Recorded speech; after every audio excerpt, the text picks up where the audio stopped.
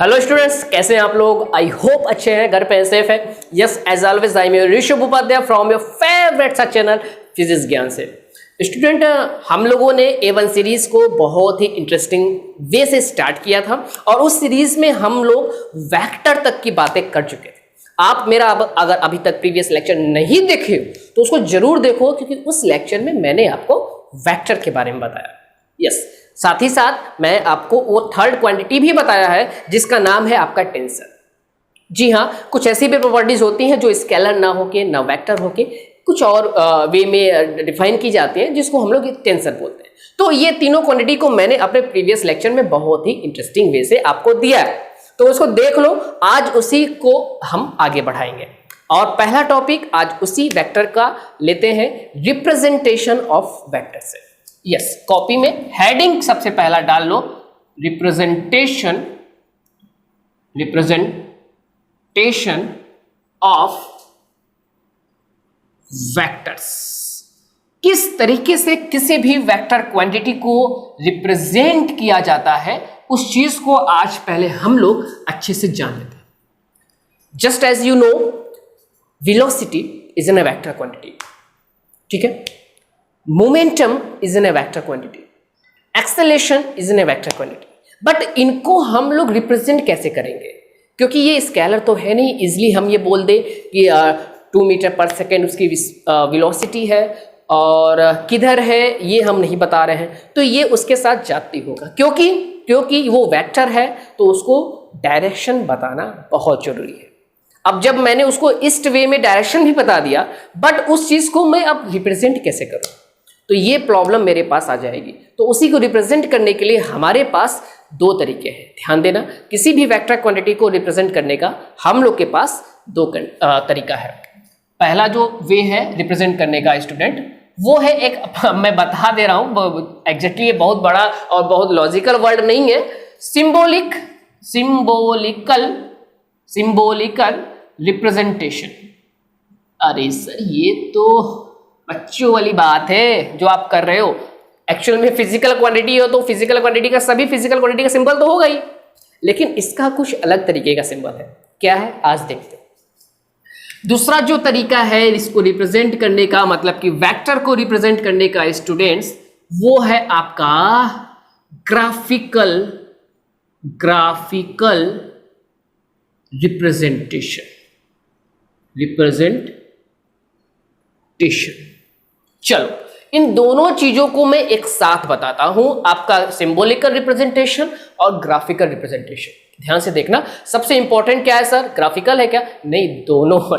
दोनों सबसे बड़ा इंपॉर्टेंट चीजें हैं वेक्टर्स को रिप्रेजेंट करने के लिए। देखो, सिंबॉलिकल रिप्रेजेंटेशन की अगर बात करें तो किसी भी वेक्टर्स को हम लोग सिंबलाइज कैसे कर सकते हैं?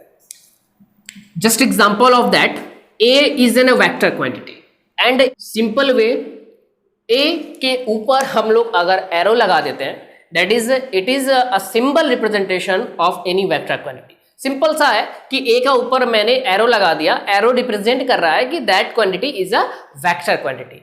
ये एक वे है, ठीक है, एक तरीका है। दूसरा तरीका भी है, कई बुक्स में दूसरे तरीके से भी इसको रिप्रेजेंट सिंबॉलिकली किया जाता है। कैसे? डार्क बना दो मतलब कि इसको थोड़ा सा बोल्ड लेटर्स में लिख दो। बोल्ड लेटर आई होप समझते होगे, बोल्ड, इटलिक, अंडरलाइन वाला फिनोमेनन। तो अगर इसको आप डार्क वे में कर देते हो किसी क्वांटिटी का रिप्रेजेंटेशन, जैसे कि वेलोसिटी है, वेलोसिटी को v जो आप उसको रिप्रेजेंट करते हो, v से रिप्रेजेंट करते हो, अब उस v को अगर तुम डार्क कर दिए या तो उसके ऊपर एरो लगा दिए, तो वो इंडिकेट हो गया ये कि वो एक क्वांटिटी है। वो भी कौन सी क्वांटिटी है? वेक्टर क्वांटिटी है। तो ये एक सिंबॉलिकल रिप्रेजेंटेशन है। अब देखो, इस सिंबॉलिकल रिप्रेजेंटेशन में एक्चुअल में आपने उसको बता तो दिया कि इस तरीके से मैंने उसको रिप्रेजेंट कर दिया वेक्टर के फॉर्म में, बट वेक्टर है तो उसका मैग्नीट्यूड भी है। अब मैग्नीट्यूड को कैसे रिप्रेजेंट करोगे, उसके लिए भी बातें हैं कुछ। वो क्या है? देखो, जो आप ये टर्म लिए हो, यूटिलाइज किए हो इस टर्म को, उसको रिप्रेजेंट करने के लिए, उसी का आप मॉडुलस के फॉर्म में लिख दो। मतलब कि ये टर्म जब आप इसको मॉडुलस के फॉर्म में लिख दिए तो ये आपका एग्जैक्टली हो गया magnitude of A vector. A vector मतलब आप समझ गए रीड करने का वे। ए वेक्टर का सेंस मतलब कि ये वेक्टर क्वांटिटी है, तो उस वेक्टर क्वांटिटी का जो मैग्नीट्यूड होगा वो मॉडुलस ऑफ ए वेक्टर के वे में लिखा जा सकता है। तो ये आपका हो गया सिंबॉलिकल रिप्रेजेंटेशन। अगर आप इसको डार्क वे में यूटिलाइज कर रहे हो तो एरो लगाने की आवश्यकता नहीं है, अंदर आप डार्क वे में यूटिलाइज करके मॉड लगा दो, ठीक है, इस तरीके से। तो ये भी आपका सेम चीज आपका बताता है, मतलब कि मैग्नीट्यूड ऑफ ए वेक्टर ही बता रहा है, ठीक है। तो इतनी बात तो क्लियर होगी कि सिंबॉलिकल रिप्रेजेंटेशन हम लोग कैसे करते हैं। अब बात कर लेते हैं ग्राफिकल रिप्रेजेंटेशन का, जो इंपॉर्टेंट है, क्योंकि अभी आप कुछ ऐसे लॉस पढ़ोगे जिस लॉस के जरिए किसी वेक्टर्स को जोड़ पाओगे और घटा पाओगे और मल्टीप्लाई कर पाओगे, बट डिवाइड नहीं कर पाओगे, बिकॉज वेक्टर्स क्वांटिटी को हम लोग डिवाइड नहीं कर पाते हैं। क्यों नहीं करते, इसका जवाब आपको आगे मिलेगा, आगे की वीडियो में चलते चलते। तो चलो ग्राफिकल रिप्रेजेंटेशन की बात करते हैं। ग्राफिकल रिप्रेजेंटेशन की अगर स्टूडेंट्स बात करें तो किसी भी वेक्टर क्वांटिटी को हम लोग इस बड़े से एरो के वे में डिफाइन कर सकते हैं, मतलब कि रिप्रेजेंट कर सकते हैं ग्राफिकल वे में। देखो हम लोग ग्राफ एक तरीके से बना रहे हैं। अब देखो अभी बात खत्म नहीं हुई यहाँ पे कि ऐसे मैं खींच दिया तो ये वेक्टर हो गया, इसका डायरेक्शन क्या होगा, मैग्नीट्यूड क्या है, ऐसे क्या, मतलब कि मैग्नीट्यूड तो इसमें तो बता दिए, मॉडुलस ऑफ ए वेक्टर, ये मैग्नीट्यूड इसमें हो गया ना, सिंबॉलिक रिप्रेजेंटेशन। लेकिन ग्राफिकल रिप्रेजेंटेशन में मैग्नीट्यूड कैसे बताते हैं, इसको देखो। यहाँ पे दो टर्म है, एक ये जो टर्म है जहां से वेक्टर स्टार्ट होके जा रहा है, दैट इज जहां से किसी भी वेक्टर्स की स्टार्टिंग हो रही है, उसको हम लोग बोलते हैं उस वेक्टर का टेल, ओके। एंड जहां जिस डायरेक्शन में वेक्टर इंडिकेट होके जा रहा है, दैट इज ये जो इसका आप एरो देख रहे हो, वो उसका कहलाता है हेड। ये तो नॉर्मल सी बात है, ठीक है, ये इसका हो गया हेड, ठीक है, ये टूवर्ड्स उस वे में जा रहा है, इसका हेड हो गया। अब देखो इसका जो क्या बोलते हैं लेंथ होगा, दिस एरो का, मतलब इस एरो का जो लेंथ होगा वो लेंथ एक्चुअल में मैग्नीट्यूड बताएगा। दैट इज मैं यहाँ पे नीचे स्टार बना के लिख दे रहा हूं, क्या आप इस बात को लिख भी सकते हो, the length of the arrow indicates the length of the arrow, that is length of the रे indicates the magnitude of any vector, okay. यहाँ पे स्टार बना के लिख लो कि लेंथ ऑफ रे indicates the magnitude of vector, ठीक है। इनका जो लेंथ होगा वो उसका मैग्नीट्यूड बताएगा किसी भी वेक्टर का। और एरो तो आप जान ही रहे हो कि जिस डायरेक्शन में इसका एरो इंडिकेट कर रहा है उधर की डायरेक्शन में ये मूव करके जाएगा, मतलब वही उसका डायरेक्शन होगा।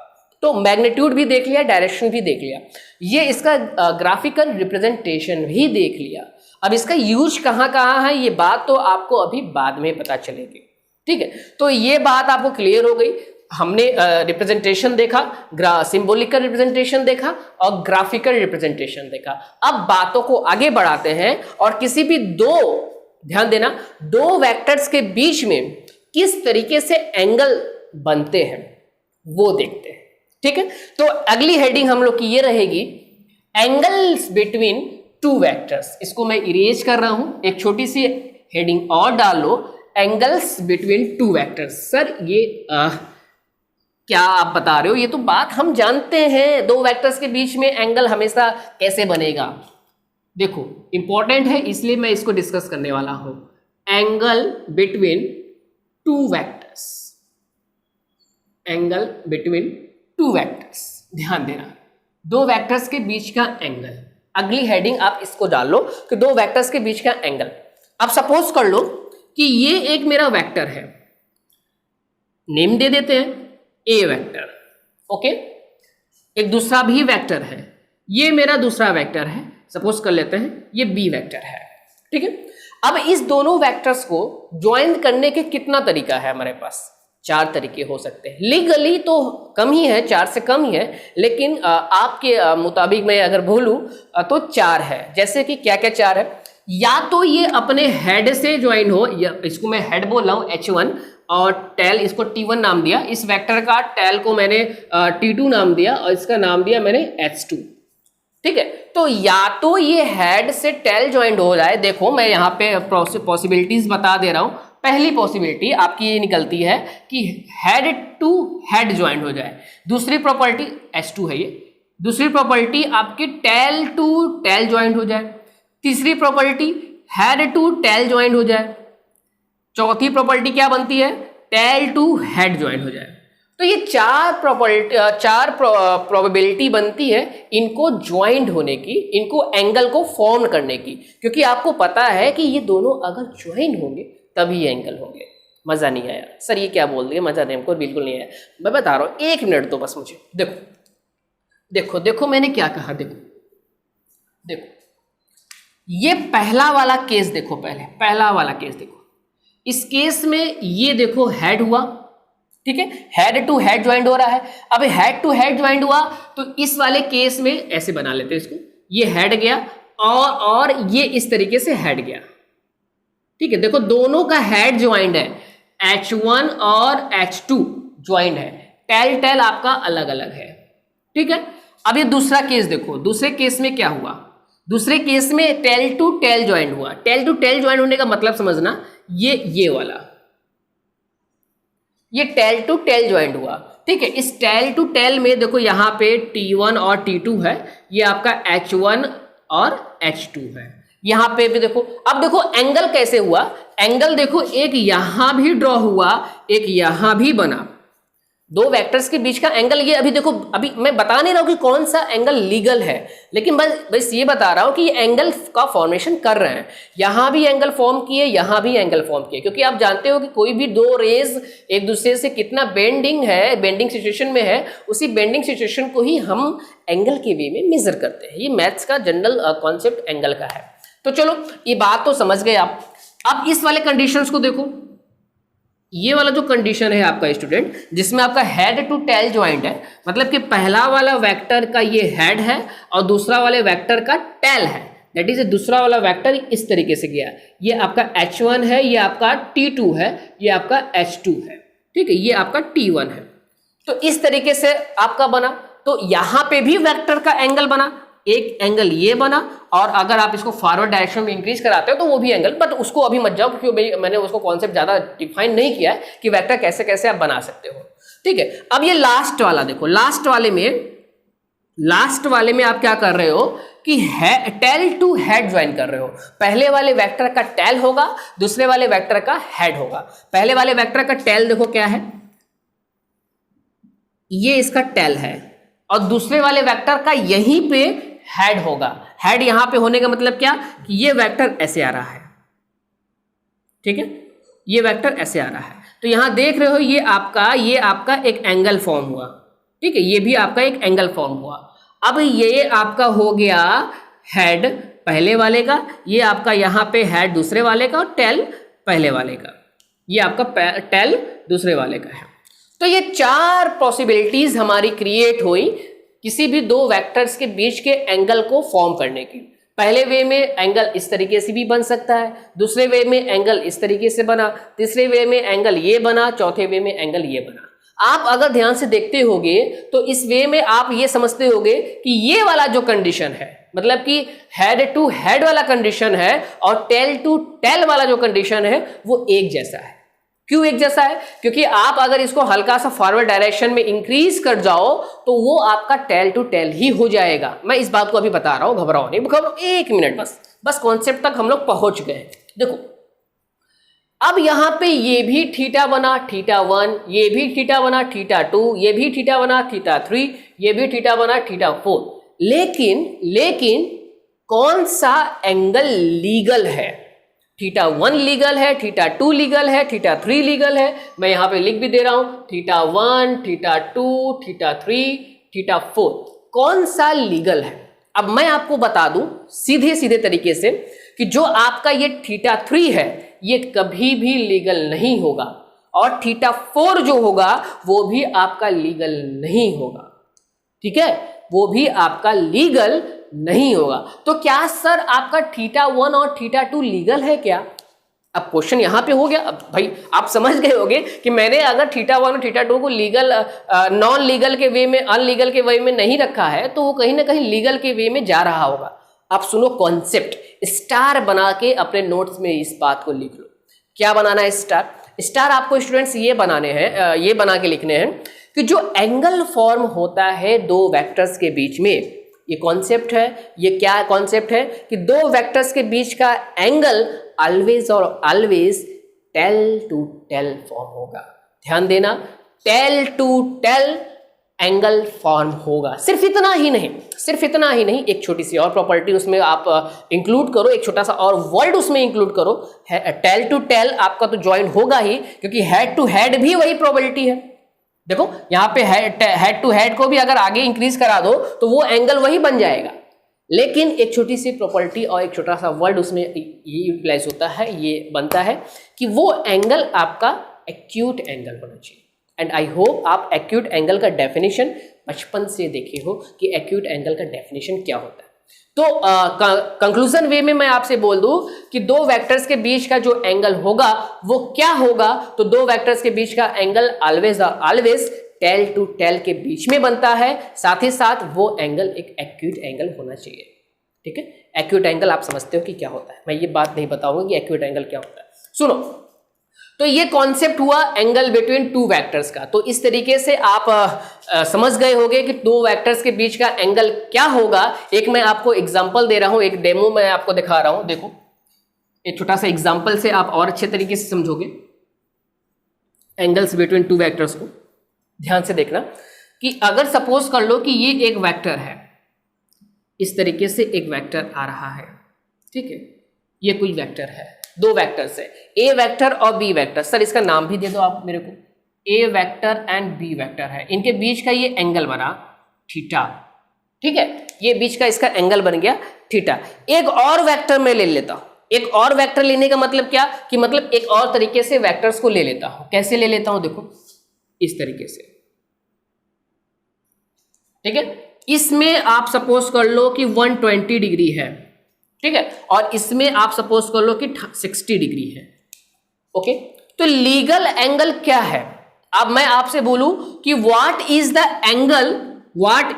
Angle between two vectors, A vector and B vector in figure A and figure B. Figure A और फिगर बी में, दोनों फिगर्स में आप जो देख रहे हो, दोनों फिगर्स में क्या एंगल होगा दो वेक्टर्स के बीच में? ठीक है, तो आप क्या कहोगे कि सर पहले वाले फिगर में 60 डिग्री है, दूसरे वाले फिगर में 180 डिग्री है। क्या ये सही है कहना? बिल्कुल गलत है कहना। पहला वाला तो सही है आपका कहना कि 60 डिग्री, लेकिन दूसरा वाला बिल्कुल गलत है कहना कि 120 डिग्री, क्योंकि ये आपका एंगल, ध्यान दो कि हेड टू टेल के बीच में बन रहा है, टेल टू टेल के बीच में नहीं बन रहा है। मतलब कि आप इस वेक्टर को आगे फॉरवर्ड डायरेक्शन में इंक्रीज करोगे, किस वेक्टर को? इस बी वेक्टर को। ठीक है, इस बी वेक्टर को आप आगे के डायरेक्शन में इंक्रीज करोगे और तब जाके ये जो एंगल आपका क्रिएट होगा वही एंगल होगा दो वेक्टर्स के बीच में। और वो एंगल कितना होगा आपको भी मालूम है और मेरे को भी मालूम है, 180 degree minus 120 degree, that is 60 degree. तो इसमें भी आपका 60 डिग्री ही एंगल होगा दो वेक्टर्स के बीच में। आई होप कॉन्सेप्ट समझ गए होंगे कि एंगल बिटवीन टू वेक्टर्स क्या होता है और किनके किनके बीच में होता है। तो ये कॉन्सेप्ट था आपका एंगल बिटवीन टू वेक्टर्स का, जो आप अभी आगे चल के यूटिलाइज करोगे। यहां पे नहीं, न्यूमेरिकल्स में यूटिलाइज करने वाले हम लोग। ठीक है, तो इसको मैं इरेज करता हूं। अगला टॉपिक, अगला हेडिंग के साथ मैं आपके सामने रख दे रहा हूं, जो बहुत प्यारा है, यकीन मानो। सर प्यारा तो पूरा फिजिक्स ही है, जो मुझे नहीं आता। कैसे नहीं आएगा यार? ठीक है, आना ही होगा उसको, कैसे नहीं आएगा? कोई भी फिजिक्स बचपन से नहीं पढ़ता हुआ आया हुआ है ना। क्लास 1, 2, 3 में क्या पढ़े तुम? A for apple, B for ball और 1, 2, 3, 4, 5 इस तरीके से लैंग्वेज आप पढ़े थे। ठीक है, तो आप धीमे धीमे सीखते चले गए और सब कुछ आता चला गया। ऐसे ही ये भी सीखते चले जाओगे। सपोज कर लो कि अभी आप क्लास 11th में आए हो तो फिजिक्स का ए फॉर एप्पल जान रहे हो, तो घबराने की बात नहीं है, सब कुछ होना है, बस ईमानदारी से पढ़ते चले जाओ। चलो, तो नेक्स्ट हेडिंग जो आपका मतलब कि नेक्स्ट टॉपिक मैं आपका बताने वाला हूं, वो आपका अभी यही बताऊंगा, डायरेक्शंस के बारे में ही। डायरेक्शंस ऑफ वेक्टर्स के बारे में ही चलेंगे बातों को। ठीक है, मतलब कि अभी हम लोग क्लासिफिकेशन वेक्टर्स का नहीं कर रहे हैं, वेक्टर्स के डायरेक्शंस के बारे में ही जजमेंट करेंगे। जैसे कि एक एग्जांपल मैं दे रहा हूं, देखो सर ये क्या बना रहे हैं, देखो तो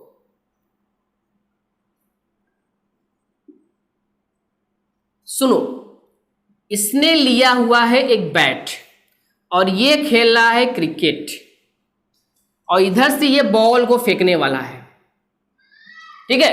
अब जैसे ही इसने बॉल को फेंका, इसने बॉल को हिट किया और वो बॉल इस तरीके से मोशन करते हुए चली गई पानी में। यस, यहां पे था वाटर, ठीक है, यहां पे था वाटर और उस वाटर में वो बॉल गिर गई।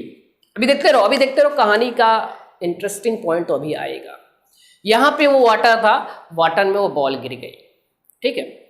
अब क्या बात हो गई सर, इसमें क्या खास बात है? इसमें तो हम लोग बचपन में बहुत पानी में बॉल मार दिए हैं और जो फील्डिंग साइड था उसको दौड़ना पड़ता था। तो यहाँ पे तुम फिर से फील्डिंग साइड्स को दौड़ा रहे हो, लेकिन अब आप सीखोगे इससे डायरेक्शंस का एक बहुत अच्छा कॉन्सेप्ट। वो क्या, सुनो, यहाँ पे था एक नाव वाला, यहाँ पे था एक नाव वाला, वो नाव अपनी चला नहीं रहा था। एक्चुअल में वो उसकी नाव रुकी हुई थी, रेस्ट में थी, वो नाव अपनी चला नहीं रहा है, वो अपनी नाव को वहाँ पे रोका हुआ है, ठीक है। कोई लंगर वगैरह डाल दिया किनारे से या ऐसा कुछ आप समझ लो, वो वहाँ पे हो गया। अब देखो जो फील्डिंग साइड वाला था, ठीक है, ये दो मान लो ग्राउंड है, यहाँ पे एक बाउंड्री पे एक लड़का मतलब कि एक प्लेयर फील्डिंग कर रहा था और उसके ऊपर से बॉल 6 के होते हुए नदी में चली गई। अब उसने बॉल को देखा कि नदी में बॉल गिरा, ठीक है, और उसने कहा कि मैं नहीं जाने वाला हूँ, मैं तो नहीं जाऊँगा, मुझे तैरना नहीं आता, लेकिन हाँ मैं बता सकता हूँ कि बॉल कहाँ गिरी। उसने बोला कि यार जो बॉल है ना, वो बॉल जो नाव चला रहा है, जो नाव पे बैठा है, उससे लेफ्ट हैंड साइड में, राइट हैंड साइड में, या तो अप एंड साइड में, डाउनवर्ड साइड में कुछ ना कुछ तो यूज करके डायरेक्शन बताएगा। बिना डायरेक्शन बताए अगर इधर यहां से कोई प्लेयर जाए ढूंढने के लिए, क्या ढूंढ पाएगा? क्योंकि नदी तालाब आपका बहुत बड़ा है।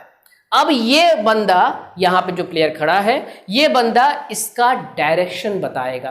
कैसे बताएगा? कि नाव वाले से ईस्ट वे में तुम जाओगे, नाव वाले से वेस्ट वे में तुम जाओगे, नाव वाले से नॉर्थ वे में तुम जाओगे, तब तुम जाके बॉल पा जाओगे। अब ये दौड़ता हुआ गया इसके पास, ये कहा कि चलो मेरे को बताओ कि बॉल कहाँ है। इसने कहा कि नाव वाले से नॉर्थ वाले डायरेक्शन में जाओ। तो ये नाव वाले से नॉर्थ वे डायरेक्शन में जाने लगा, क्योंकि देखो डायरेक्शन का जजमेंट यहां पे होता है। मैं आपको यहीं पे बता दे रहा हूं। चलो सपोज कर लीजिए आप, ठीक है, सपोज कर लीजिए आप कि यही में मैं डायरेक्शन बता रहा हूं, ये डायरेक्शन आपका नॉर्थ का है, ये डायरेक्शन आपका साउथ का है, ठीक है, और ये डायरेक्शन आपका ईस्ट है, ये डायरेक्शन आपका वेस्ट है। तो नाव वाले से वो जाएगा नॉर्थ में। जब वो नॉर्थ में गया तो क्या बॉल पा गया? नहीं। अब वो खुश होके सुन तो लिया कि जाना है मेरे को नॉर्थ में, और कूद भी गया पानी में और गया, तो वहां पे क्या पाया कि बॉल नहीं मिली। ये क्या लॉजिक हो गया? उसने तो देखा कि नॉर्थ में बॉल गया है।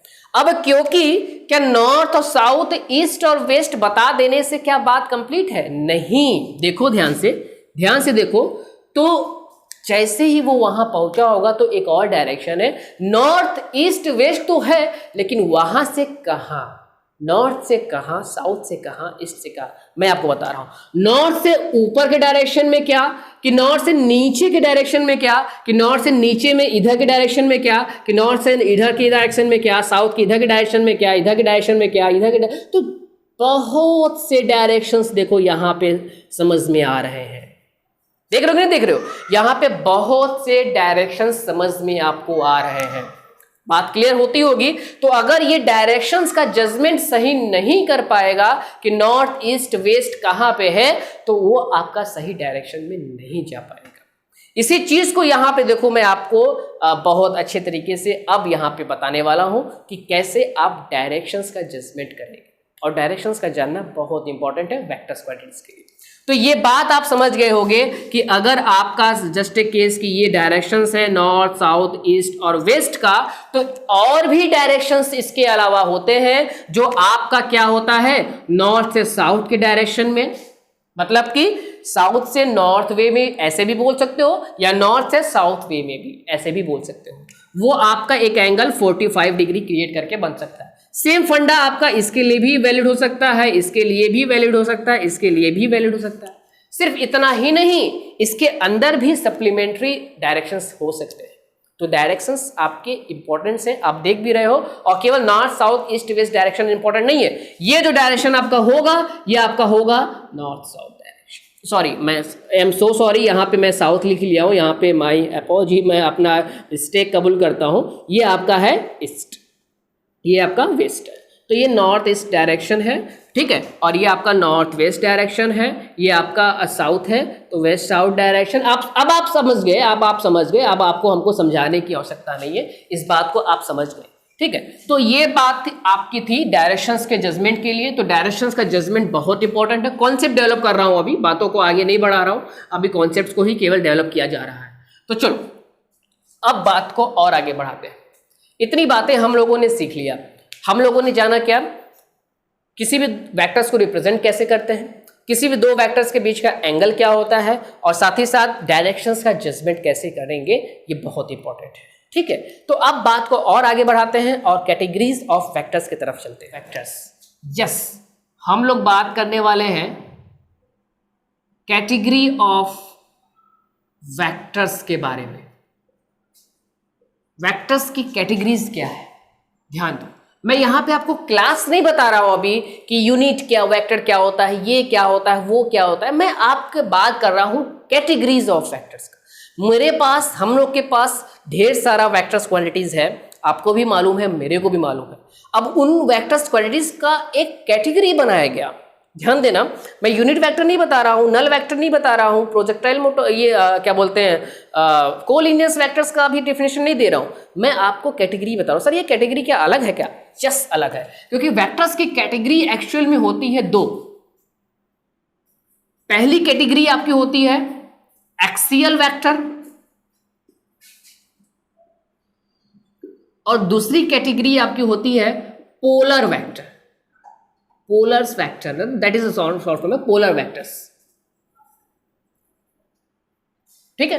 तो दो वेक्टर्स की कैटेगरीज, एक्चुअली दो वेक्टर्स की कैटेगरीज ही होती है। सॉरी, मैं दो वेक्टर्स कैटेगरी बोल रहा हूं। वेक्टर्स की दो कैटेगरी ही होती है। पहला कैटेगरी आपका axial vector and second category is the polar vector. अब एक्सियल वेक्टर और पोलर वेक्टर क्या है, ध्यान समझना। सपोज कर लो कि ये कोई बॉडी है, इरेगुलर शेप का कोई बॉडी है, और इस इरेगुलर शेप के बॉडी को हम लोग इस एक्सिस के अलोंग में रोटेट करा रहे हैं। ये इरेगुलर शेप का बॉडी है अपना, और ये एक एक्सिस के अलोंग में रोटेट कर रहा है। And if a vector is just is along the axis of rotation, अगर कोई वेक्टर उसी एक्सिस के डायरेक्शन में होगा, एक्सिस के अलोंग में होगा, तो उस वेक्टर को हम लोग बोलेंगे एक्सियल वेक्टर। कौन से एक्सिस के अलोंग में? ध्यान देना, उस एक्सिस के अलोंग में जो एक्सिस आपका रोटेट हो रहा है, सॉरी, जिस एक्सिस के अलोंग में रोटेट हो रहा है, ठीक है। तो ये इंपॉर्टेंट पॉइंट है एक्सियल वेक्टर का। That vector which is in direction of the axis of rotation, that vector is named as a axial vector. ऐसे बहुत से वेक्टर्स हैं, जैसे मैं एग्जांपल दे रहा हूं, टॉर्क, एग्जांपल में दे रहा हूं टॉर्क, ठीक है। मैं टॉर्क को बता रहा हूं, सुनो। आप घर में हो, अभी प्रेजेंट टाइम में लॉकडाउन चल रहा है, ठीक है, और जब भी आपको बाहर जाना पड़ेगा तो आप अपने गेट को, हैंडल को बाहर की तरफ या अंदर की तरफ खींचोगे। जब तुम बाहर की तरफ खींचे, ढकेले, या अंदर की तरफ ढकेले, आपने फोर्स एक डायरेक्शन में लगाया, फॉरवर्ड डायरेक्शन में या इनवर्ड डायरेक्शन में, लेकिन इसके अलावा इससे जस्ट अपोजिट वे में एक डायरेक्शन में फोर्स और लगा, जो वहां जहां पे आपका डोर लॉक था, मतलब कि आपके वॉल के कॉर्नर में जहां पे डोर्स को फिक्स किया जाता है, वहां पे भी एक फोर्स लगा, और वो फोर्स आपके जरिए लगाए हुए फोर्स से जस्ट अपोजिट है। अगर आप फॉरवर्ड लगा रहे हो तो वो फोर्स बैकवर्ड लगा, इसी की वजह से आपका डोर जो हुआ वो बेंड हो गया, रोटेट हो गया। तो वहां पे नेट फोर्स तो आपका 0 हो जाता था, लेकिन उस फोर्स का मूवमेंट हो जाता था जिसका नाम हम लोग टॉर्क दे देते थे। उसी का नाम टॉर्क है। That is the movement of force named as a torque. छोटा सा डेफिनेशन है, अभी बात को आगे हम लोग आप जब आगे चलोगे, अभी रोटेशन मैकेनिक्स में इसी पे तो चर्चा करना है। पूरा मैकेनिक्स आपका टॉर्क, मोमेंटम, ये सब बातों में ही तो है। तो बात को आगे हम लोग अभी आगे करेंगे, बट शॉर्ट फॉर्म में टॉर्क समझ में आ गया। ये टॉर्क जो है एक वेक्टर है, क्वांटिटी है, बट कौन सा वेक्टर क्वांटिटी की कैटेगरी में है? एक्सियल वेक्टर के कैटेगरी में है, क्योंकि इस टॉर्क का जो डायरेक्शन होगा इसी रोटेशन के डायरेक्शन में देखा जाएगा, एक्सिस ऑफ रोटेशन के डायरेक्शन में देखा जाएगा। सर ये बात आप हमको अभी क्यों नहीं बता रहे? क्यों नहीं बता रहे? इसलिए क्योंकि अभी जर्नी आपकी बहुत लंबी है, थोड़ा सब्र करो, ठीक है। सब्र का फल मीठा होता है, बचपन से सुनते आए हो, तो यहाँ तो बहुत ही मीठा है, फिजिक्स में तो बहुत ही मीठा है। आपने भी देखा है कि एप्पल गिरते पूरा ग्रेविटेशन फोर्स बन गया था, तो इतना मीठा था कि एप्पल गिरते ही फोर्स बन गया। तो देखो कितना सब्र का फल मीठा है। एक छोटा सा और बात है, वो ये कि ये तो मैंने पहला एग्जाम्पल दिया टॉर्क का। दूसरा एग्जाम्पल है एंगुलर मोमेंटम। एंगुलर मोमेंटम भी आपका एक ऐसा वेक्टर क्वांटिटी है जो आपका एक्सियल वेक्टर के कैटेगरीज में आता है, ठीक है। तो ये 2 एग्जांपल दिया, इसके अलावा भी बहुत से हैं, बाद में डिस्कस करेंगे, अभी नहीं। तो मैंने एग्जांपल्स बता दिया, एक्सियल वेक्टर्स क्या होते हैं वो बता दिया। अब चलते हैं हम लोग पोलर वेक्टर पे। देखो पोलर वेक्टर वेक्टर्स की ऐसी कैटेगरीज है, मतलब कि इसमें हम लोग ऐसे वेक्टर्स को रखते हैं जो वेक्टर्स एक्चुअल में अपने इनिशियल पॉइंट्स को बता पाते हैं। कहने का सेंस ये एग्जांपल मैं बता रहा हूं, देखो जस्ट एग्जांपल ऑफ दिस, ये है आपका कोई ट्रॉली या तो कोई कार भी बोल सकते हो। अब ये कार की कोई वेलोसिटी है जिसको हम लोग वेक्टर क्वांटिटी की कैटेगरी में रखते हैं। अब अगर हम इस कार की vector quantity that is velocity vector को हम लोग बताने की कोशिश करेंगे तो उसके लिए ग्राफिकल रिप्रेजेंटेशन का यूज करेंगे इस तरीके से। ये इसका उसका टेल हो जाएगा और ये इसका उसका हेड हो जाएगा। That is that vector quantity is starting, that vector quantity which is what we vector, that vector quantity is starting from here point. इस पॉइंट से वो स्टार्ट हुआ, इसका स्टार्टिंग पॉइंट तो हुआ ना, तो इसीलिए उन वेक्टर्स का, जिन वेक्टर्स का कोई ना कोई पार्टिकुलर स्टार्टिंग पॉइंट होता है और डायरेक्शंस तो होगा ही क्योंकि वो वेक्टर है, तो उसी कैटेगरी उस वेक्टर्स को हम लोग रखते हैं अपने पोलर वेक्टर्स के कैटेगरी में। छोटा सा डेफिनेशन है, छोटा सा बात है, छोटा सा पॉइंट्स है, इसमें बहुत ज़्यादा माइंड आपका नहीं लगाना है क्योंकि अभी आपको उसको बहुत ही बड़े बड़े जगहों पे लगाना है।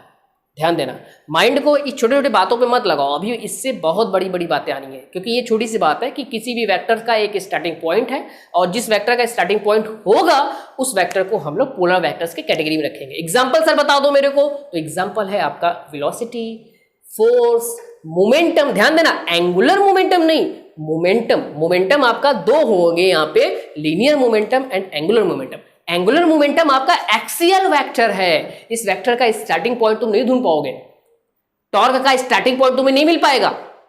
पॉइंट नोट करना, क्योंकि वो एक्सिस से पास हो रहे हैं, then that is known as an axial vector. And vector आपका पोलर वेक्टर में आप क्या रखोगे, किसको रखोगे? उन वेक्टर्स को रखोगे जिनका डायरेक्शंस तो होंगे, साथ ही साथ उसका स्टार्टिंग पॉइंट भी एक फिक्स्ड देखा जाए, समझा जाए, जाना जाए, ठीक है। तो ये था आपका पोलर वेक्टर, डेफिनेशन मैंने क्रिएट किया आपके माइंड में, साथ ही साथ एग्जांपल भी दिया। आई होप ये बातें आप तक बहुत अच्छे तरीके से पहुंच पाई होंगी। तो अपने टॉपिक्स को थोड़ा सा आज यहीं पे रोकते हैं क्योंकि एज यू नो वीडियो हल्की सी लंबी हो गई और आप लोग बोर भी होते होंगे। तो अगर आपको अच्छा लगा तो बिल्कुल भरपूर लाइक मरवा दो, शेयर करवा दो, एकदम तहलका मचवा दो, ठीक है। तो फिर से मिलेंगे अपने अगले वीडियो लेक्चर्स में। Thank you everyone.